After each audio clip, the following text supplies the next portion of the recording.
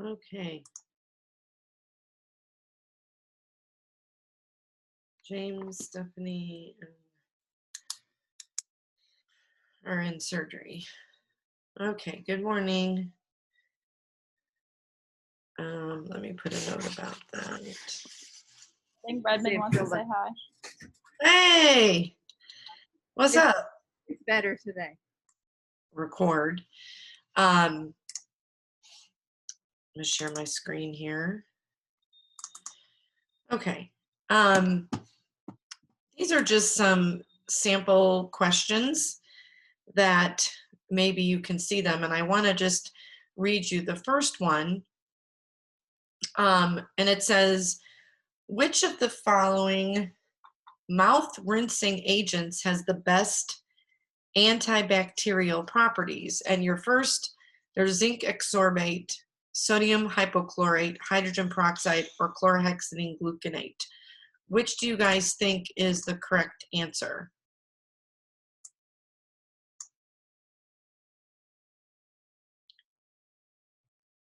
Do you want us all to type these or like say? You can, a few of you can type it, you can say it out loud. We're just gonna kind of informally, okay, so far everybody, if you've put 4, what made you put number 4? Just because you know that, or did you guess? And you can verbally say you guessed. Gillis's class. That's a great answer, Gillis's class. You know, if you look at, oh, go ahead. Go ahead. This is, okay, Anna, I'm glad you said something. Okay, if I look at this question, first of all, when I first read this question, I'm like, zinc ascorbate, sodium hypochlorite. I'm like, what on earth? I'm like, have I heard those recently? And everybody kind of knows informally hydrogen peroxide can sometimes be put on words, but yes, chlorhexidine is something that maybe you've heard of. So this is kind of one of those questions where you're like, okay, I can probably say 1 and 2. They don't sound as common. I have never really remember talking about them. Hopefully you remember talking about chlorhex, and you know, and it is actually antibacterial. So that's one that, but again, that's one of those examples where I'm like, okay, can you rule out a couple and narrow it down? And really hydrogen peroxide, you know, even though we put that on wounds, chlorhex is our best bet because of its, you know, antibacterial properties. I'm skipping over the math one for now, but whoop, that's not what I wanted to do. Which surgery involves the removal of the claw and its associated third phalanx? So you have orchiectomy, tendinectomy, cholecystectomy, onchiectomy. 4, 4, 4, 4. So we all probably knew that because you had a great anatomy teacher, maybe. Onchi claw. There you go. Zuber. Okay, perfect. So of course, I'm joking. Again, you know, tendinectomy, and again, a lot of questions when they go back to your anatomy or terminology, you know, I'm glad you said something about when you talk about, can you break down words that you don't understand? And you know, your terminology book, hopefully you didn't get rid of it or get rid of it, or, you know, because your actual terminology book is kind of also a summary of anatomy and summary of conditions. But I'm a big person on word clues. If you can break down a word and it can give you a clue, and of course, onchi is pertaining to claw. And, you know, we're not going to take out the tendon. Cholecystectomy, we're not going to be working with the gallbladder. That's what that is. But, you know, so you might be able to get it down to orchiectomy or onchi, and that's just the difference in remembering those terms. So again, looking at your word clues, looking at your terminology to, you know, kind of get you, you know, one way or the other. Okay, for number 4, the primary reason to use a surgical mask during a dental is to prevent transmission of bacteria from one patient to the other, operator from inhaling waste gas, transmission of bacteria into the patient's mouth, operator from inhaling bacteria-laden aerosols. Okay, yeah, and really that's, during a dental, that's actually protecting us. So in that situation, 4 is the best. And we're really, you know, if you're working on a dental, number 1, we're not usually working on 2, so you're not transferring it to another patient. And obviously a mask doesn't prevent you from inhaling waste gas, you know, so you can almost rule out those 2. So I mean, if you're seeing a pattern, sometimes you got 2 answers that you know are just like whatever, and then you get 2 that you're like, you know, well, and this tells you a surgical mask. So, you know, a surgical mask, you know, unless you're using a gas specifically to filter waste gas, the surgical mask is the standard paper mask typically. But yes, you don't want to inhale anything during the dental exam. Let's see if I can get to, nope, I don't want to get to the answers. I could zoom this in. Let's see. Okay. Now let's look at a serum sample that appears milky is best described as lipemic, icteric, chylous, or purulent. Lipemic, icteric, chylous, or purulent. And okay, 1. Now obviously, you know, icteric is yellow, and now purulent, typically it can be greenish to yellow. I mean, purulent can have grades of color. Does anyone remember when we talked about chylous effusions, what that looks like?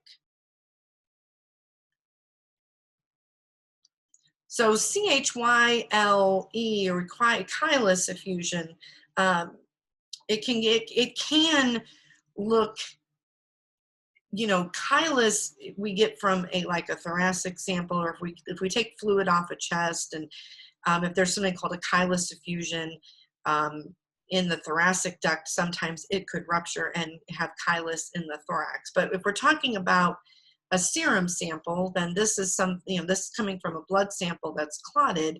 We're really only dealing with, you know, lipemic and icteric, and lipemic does give you that milky appearance.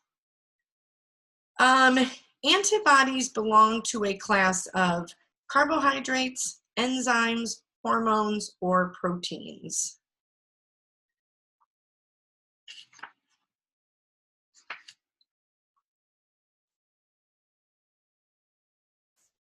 This one is actually, yeah, this one is actually number 4, and proteins. And if we think about proteins, now obviously we didn't talk about, you don't talk about antibodies when you talk about nutrition, so not carbohydrates.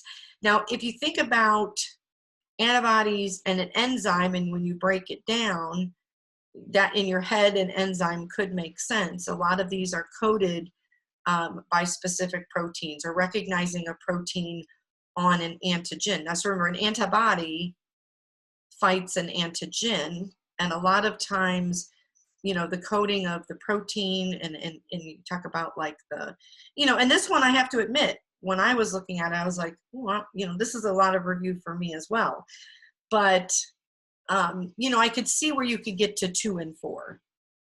And again, you keep seeing this common theme. Okay, we've got 2 answers. We're going to rule out, you know, one or the other. In ultrasonography, which of the following terms refer to tissues that reflect more sound back to the transducer than to surrounding tissues? You've got anechoic, hypoechoic, hyperechoic, isoechoic.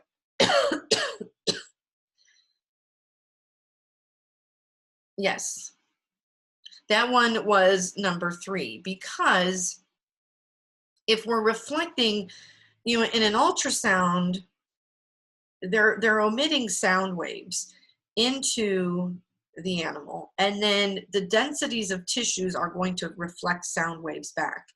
Now, again, if you were like on a bladder, which should be filled with fluid, which is urine, you know, those sound waves get absorbed and they don't bounce back. And that would be hypoechoic. So things that are fluid or air filled are going to show up as black on an ultrasound. And when you start to get into like the muscles or the organs, then they're going to be shades of gray.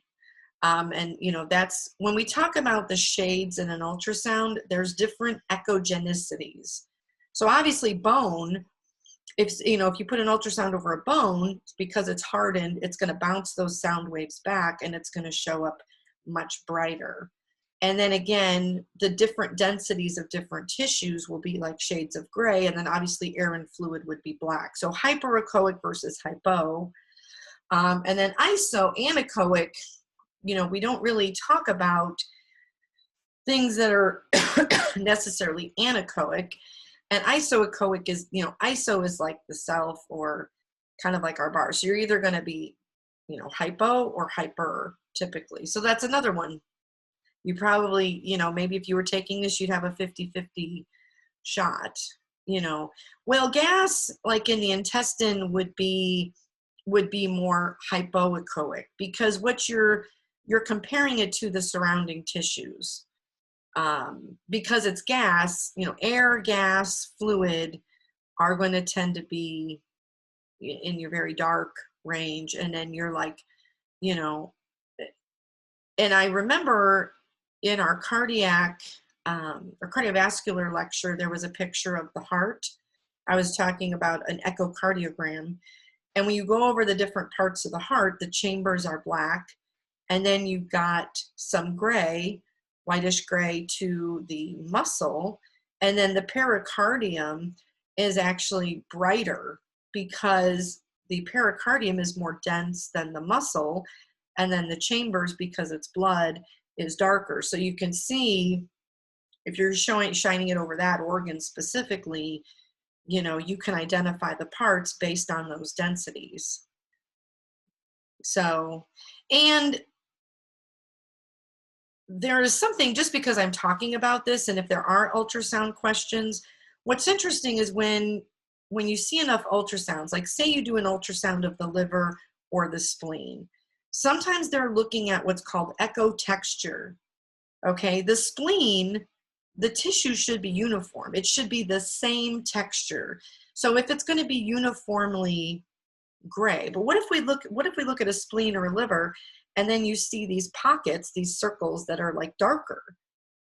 Well, what if there's like a mass or a pocket of fluid? A lot of times when you do the liver looks smooth, like what they call a smooth echo texture. And then they find the gallbladder and it's a circle of black. Well, it's a pocket of fluid.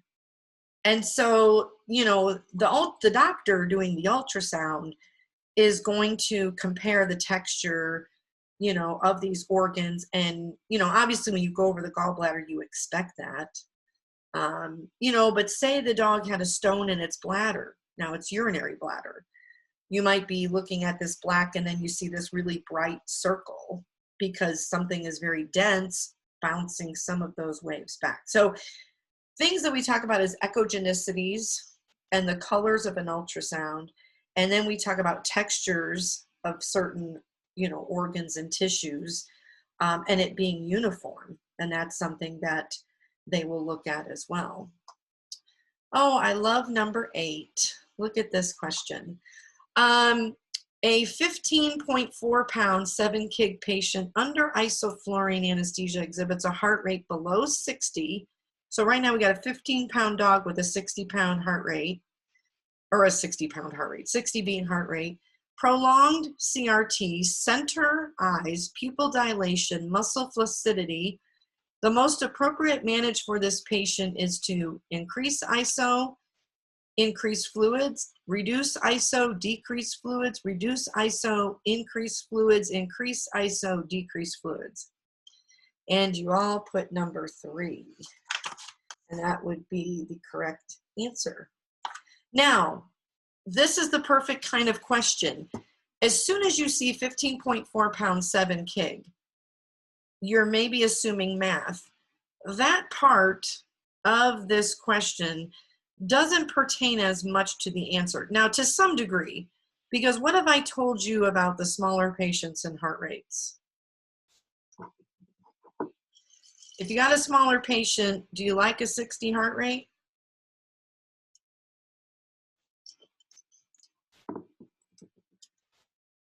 So generally, now I do not know what this animal's resting heart rate is, but in general, when you have a smaller patient, they typically have a higher heart rate. When you have a bigger patient, they should have a lower heart rate due to metabolism. So the only useful information, if this just said a patient under anesthesia exhibits a heart rate of below 60, if it just tells me a patient, are we 100 pounds? Are we 10 pounds? Are we 40 pounds?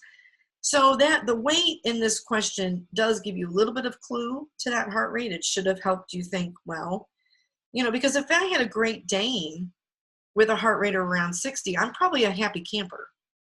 Or if I had a, you know, an 80-pound dog with a heart rate of 60, I'm like, awesome, you know. But if I got a little Chihuahua, a Shih Tzu or something that's around 60, more than likely that's pretty low. So there is a little bit of clue there, but, you know, decreasing your ISO, increasing your fluids. Why are we increasing the fluids?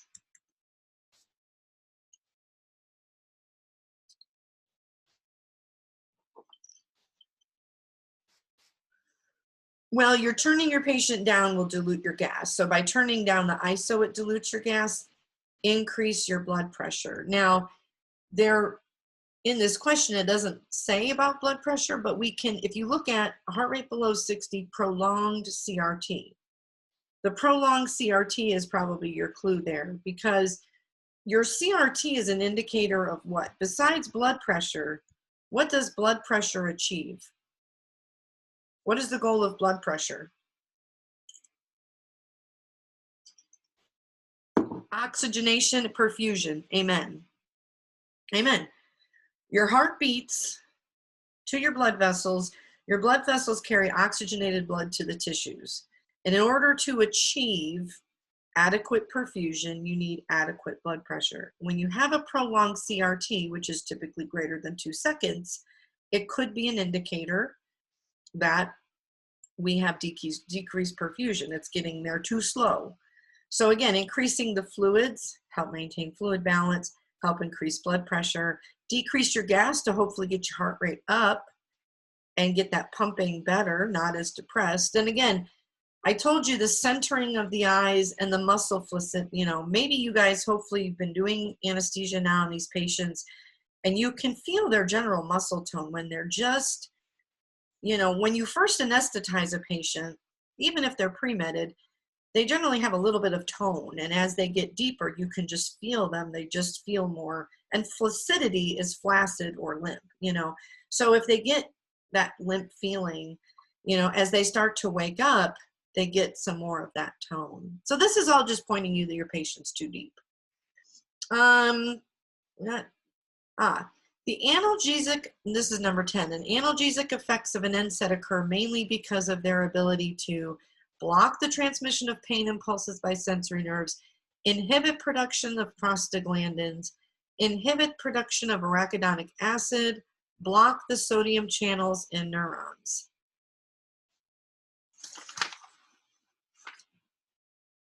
So which one do you guys think? Shelby thinks number 2.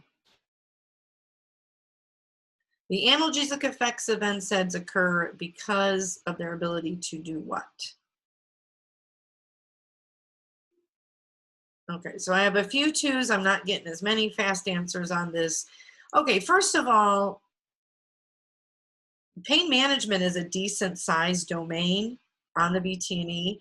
And when we did our pain management lecture in anesthesia, I talked about different categories of pain medications and understanding how they work.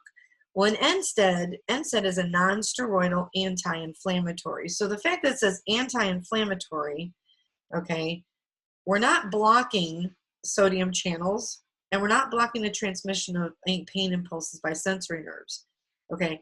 That's when you get into local anesthetics. And remember I said local anesthetics work on your sensory nerves, and they can block some motor depending on the type of block. But in general, they prevent the transmission of that signal. So, 1 in 4 are in. Now, you probably was like, okay, 2 or 3. Well, if you remember, prostaglandins kind of initiate inflammation. They're tissue hormones. We talked about it a little. I'm sure you talked about it in pharm. I know you did. A little bit in anatomy. We talked about, some inflammation is good. You need some inflammation to kind of start healing. But in general, a lot of pain can come from healing. So if you block or you inhibit the production of prostaglandins, hopefully we can mediate inflammation and we're treating pain that way. Now, again, when we did our pain management lecture, we talked about, different pathways. And, you wouldn't just maybe use an anti-inflammatory. That's why we use an opioid to work at the opioid receptors, an NSAID. We talked a little bit about tramadol, gabapentin. I mean, depending on the level of pain, you can layer different medications and, they'll work synergistically, but definitely when you review for the vtne and we talk about pain management, it's kind of like, why am I giving this drug? Where is it acting at? And not every patient's going to get the same, and then not every patient gets GABA and tramadol. And, but if I've got a femur fracture versus, a neuter or, some extractions versus like a cystotomy, I mean, there's levels of pain and, we're trying to treat it. But that's a big thing to understand in pain management is, and I'm sure it'll get brought up on the board exam, but this multimodal therapy, again, you're not trying to, some clients get very defensive, like, oh my God, I've had clients say, don't send me home with all these drugs for their animal. But our ability to explain that to the client, and a vtne is assessing, do you understand why you're using these drugs? Well, this one is working this way. This one's treating pain via this pathway. We're not, and do NSAIDs sedate the animal? Should an animal that's on an NSAID, should they worry about sedation or being too sedate or lethargic? No, it is not. It is just treating via inflammation. Now, you use a drug like tramadol. Tramadol can cause some sedation, potentially constipation. And so if I give an owner tramadol, I always tell them, I say, call us if your dog seems excessively sleepy. This medicine shouldn't interfere with their ability to go outside and eat and interact with the family. If they're a bump on a log and they don't want to get up or they seem like they, shouldn't be stumbling, shouldn't have any of that effect. But you always got to tell a client what to expect. And when you use a drug like an NSAID, because I know on the test when I asked that, I did have some people talk to me about ataxia, drowsiness, sedation, and that is not an effective tramadol or NSAIDs. Okay. And I think, because you guys are in surgery, part of giving, one thing, and hopefully you guys, it's making sense. I told you every drug that you're using in a protocol has a job, has a primary job. So when you give Dexdome, butorphanol, propofol, iso, and that's a protocol, what is the main reason you're giving those drugs? So what is the primary reason for dexdomitor? Why is that in the protocol? The main reason, the primary reason.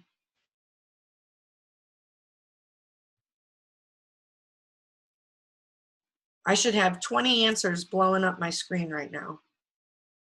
Sedation.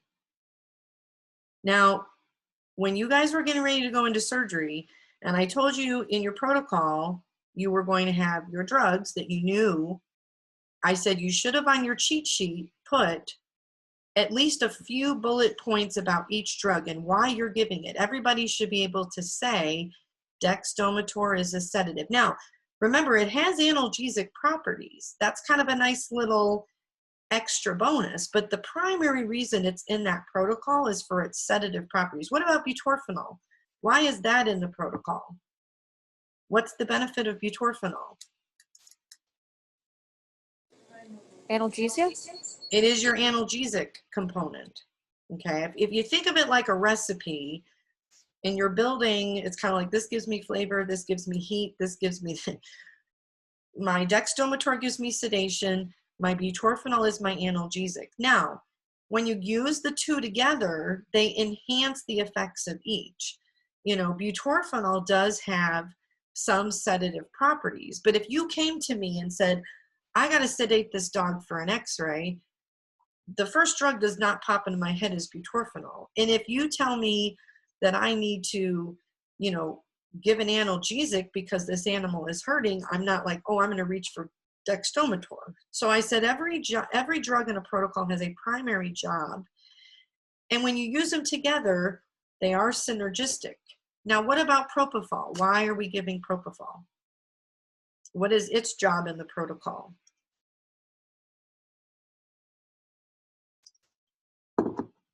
Induction. So it actually is induction, okay? In low dose, Lauren, you made a comment about short-term sedation. If you remember, I just want to, when you give propofol, your goal in surgery is to bring them from stage 1 to stage 3. Now, stage 1 of anesthesia, if you remember, can go from light to deep sedation. You can give a low dose of propofol slowly, and so if you give a low dose of propofol, you could keep them in a sedative level, but the main thing you guys are doing is you want to get them from sedation to intubation. And you got to go through that stage 2, which is excitement. So you're going from stage 1 to stage 3, and it is induction. And then what is your ISO for, or your sevoflurane if you've only done a dental? Why do we give ISO or sevo? Maintenance. Anesthetic. Yep. Keep them down. Yep, so that's your maintenance. Does my ISO or sevo have any analgesic properties?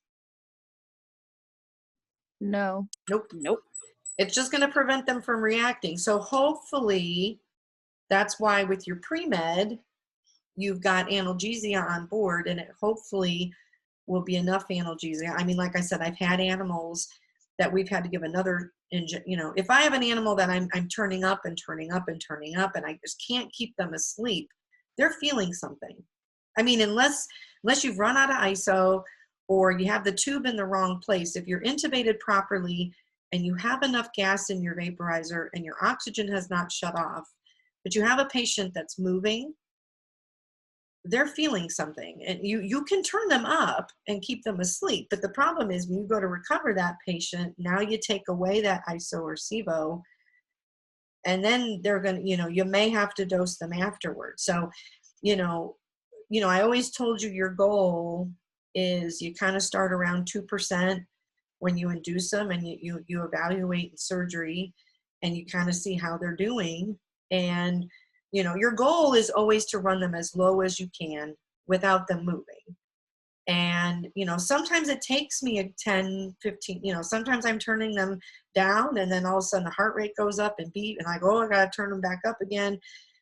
But I just want you to be aware that when you're getting higher than like 3%, you know, maybe you have to kind of look into some things. And, you know, you could always potentially, you know, check with your doctor and give more pain medication during the surgery, or you know that you may have to give them a little more after surgery. It's always going to kind of depend on the patient. Sometimes if you have a short enough surgery, sometimes the pre-op analgesia is enough, you know, and I think you guys give Rimadyl right after surgery, and that's going to help, obviously, with analgesia.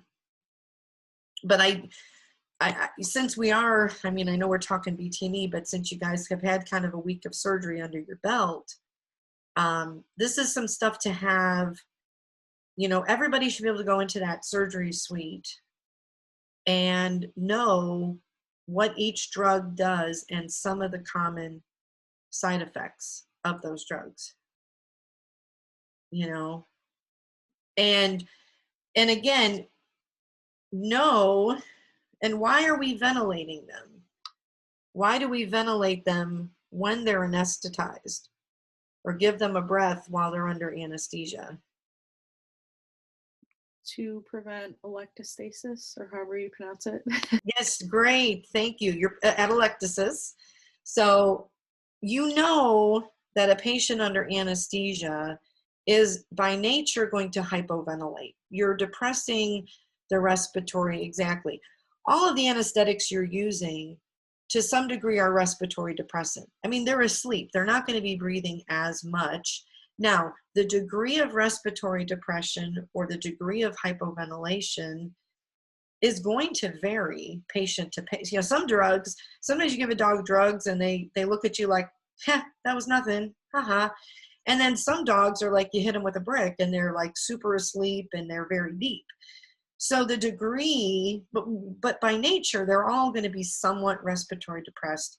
They're not breathing as deep, typically not breathing as often as if they were awake. So that breath once every 3 to 5 minutes is just kind of keeping the lungs, you know, inflated. Now, what monitoring indicator tells me I may have to increase my ventilation either more often or a little bit deeper of a breath? There's a monitoring indicator.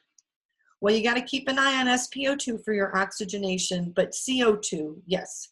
So your SpO2, which gives you your oxygen percentage, you know, if that's getting too low, you got to investigate, maybe have to ventilate to see if it comes up. But if an animal is getting above, you know, 40 is absolute normal CO2. I think 35 to 50 is kind of, you know, well, 35 to 45. If my patient's 35 to 45, I'm feeling pretty good. If I'm starting to get to 50, 55, I'm like, okay, you probably, we got to get you breathing a little bit more. And when you get in the 60s and 70s, I've had patients in the 80s, but those dogs have been on a lot of opioids and they're severely respiratory depressed. But then you're going to have to increase, because the way to get rid of CO2 is ventilation. And an indicator of hypoventilation is sometimes elevated CO2. Now, what happens if you bag them a bunch and then you have a CO2 of like 20, which is well below 40? How do you get CO2 to come up? Generally, I'm dealing with too high of CO2. Very rarely do I have too low of CO2. Exactly what Brittany said, and Clayton and Lauren. Yeah, if your patient is hyperventilating themselves, sometimes if they breathed a bunch in a row, sometimes their CO2 will come down. Or sometimes if you were overzealous and you maybe bagged them too much, all of a sudden you'll get like a 20 or a 25 CO2. You just have to back off ventilation. Now, if it was because of you, you can kind of stop ventilating. If they're not ventilating, that CO2 is going to build up. If they hyperventilated themselves, why did they hyperventilate? A lot of times, yeah. So sometimes if there was like a pain response and they were huffing and puffing and huffing and puffing, and then all of a sudden the doctor takes the clamp off the ovary or lets go of the testicle, and then all of a sudden there's that, they stop hyperventilating. Sometimes you'll notice maybe that CO2 is low. That should reestablish. You just kind of back off ventilation. Because again, you don't want it too low. You want to try, like I said, that 35 to 45 is a nice range if you can keep it there. But that's the kind of the nuts and bolts of why you ventilate, is to help prevent atelectasis. And the fact that you're monitoring CO2, that's a good monitor to say, are we doing our job? Are there any questions about the monitors or monitoring while you have me on here? Like your SpO2, your CO2, your heart rate, your drugs? Because we have to review Now capnographs, Lauren, can range in price. You know, you can buy a cap. I don't know exact pricing because you can get a capnograph by itself, like a separate monitor. If you're talking about capnograph that's part of the machine, you know, the all-inclusive monitors, it kind of depends, you know.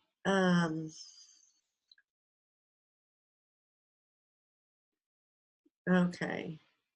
Yeah, it could just be, sometimes if you're having trouble with the CO2, sometimes you just get a new, like there's a plastic part that attaches to the machine and then attaches to the patient. Sometimes I'll just get a new line. Sometimes the way the patient's breathing, sometimes it has a hard time reading CO2, but sometimes like the line is just, is kind of funky. Yeah. SpO2 values.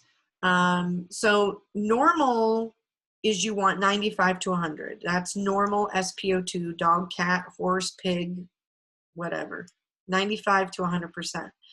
When you're 90 to 95 is, you know, you start going through that checklist. You know, is the probe, did it fall off? Is it been on the tongue? Is it dirty?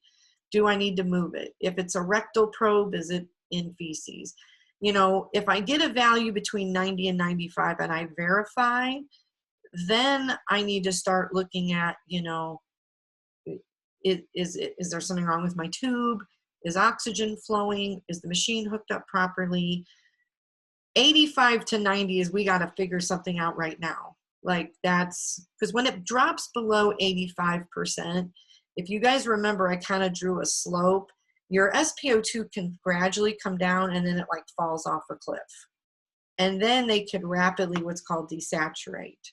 So it doesn't just continue to go slow. It can, you know, so you really, you know, I like 95 and above. 90 to 95, I'm kind of like, we got to figure this out. If I'm 85 to 90, you really got to, you know, figure it out. And one of the things you guys can do is, does ventilation improve your reading? If you ventilate, because then you're, and I remember I told you guys this on my tests. I said, please don't tell me you're just going to turn up the oxygen. Because if an animal is not breathing, turning up the oxygen doesn't do anything. It doesn't magically go into the patient.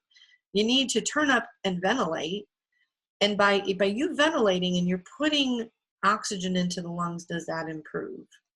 But if you guys go back, I had that SpO2, let's see if I can, I don't know if you guys can see this on the screen, but if you remember, this is a great little sheet. If you could shrink it and put it in your little cheat sheet or your little clipboard, or, you know, here's your normals. And this sheet, you know, is it a probe issue? Is it equipment? You run out of oxygen? Is your flow meter on? Is everything hooked up? And then if you verified that all of this is correct, then it means the oxygen is getting to your patient. It's getting into the lungs. Is there an issue now inside the patient, inside the lungs? Is it, you know, pulmonary edema? Is it a perfusion issue? You know, and really at that point, you know, I'm communicating. If I'm really concerned, I'm communicating to my doctor. I mean, I can check the probe without talking to my doctor. You know, if I feel like I've troubleshooted the machine end and I've troubleshooted the probe end, and then I'm ventilating, I'm like, okay, doc, I've been trying to get this SpO2 up and I'm having trouble. Because, you know, if we're talking about a lung issue, did they have an issue before surgery? Did we know they had a history? Do they have pulmonary edema, pneumonia? But, you know, is it a perfusion issue? So there's definitely, but if you guys don't remember this handout, this was in Anesthesia 1. This is kind of a good one to have. Any other questions as far as drugs or monitoring? why you're doing what you do. Okay, well, what I'll do at some point this weekend is I'm going to look at like some of the domains, and I'll post the notes and what we're going to start with our kind of review. Most people responded to my informal survey of the 3 areas you think you need. Obviously the big ones were pharmacology, parasitology, anesthesia, lab work. Did I say pharmacology? So somewhere within there, we'll start and we'll have some PowerPoints and we'll start that on Monday. Does anybody have any other questions?